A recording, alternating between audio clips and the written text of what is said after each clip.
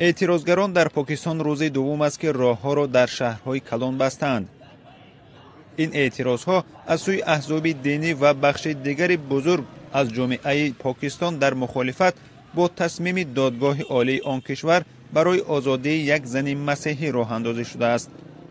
آسیا بیبی مادر 5 فرزند در سال 2015 به اتهام توهین به مقدسات اسلامی از سوی دادگاه به قتل محکوم شده بود. این حکم دادگاه پاکستان آن زمان به انتقادها از سوی کشورهای غربی روبرو شده بود.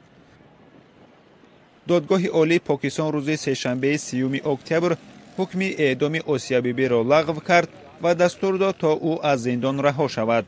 وکیل دفاع این خانم مسیحی گفته است که او به زودی پاکستان را ترک خواهد کرد و در فرانسه یا اسپانیا درخواست پناهندگی خواهد داد. عمران خان نخست وزیر پاکستان از اعتراضگران خواسته است تا شاهراه‌ها را نبندند و حکومت را زیر فشار قرار ندهند. گروه اسلامی تحریک لبیک پاکستان که اعتراضها را رهبری میکند، رئیس دادگاه عالی پاکستان را مورد انتقاد شدید قرار داده و گفته است که باید در بدل این حکمش به قتل برسد.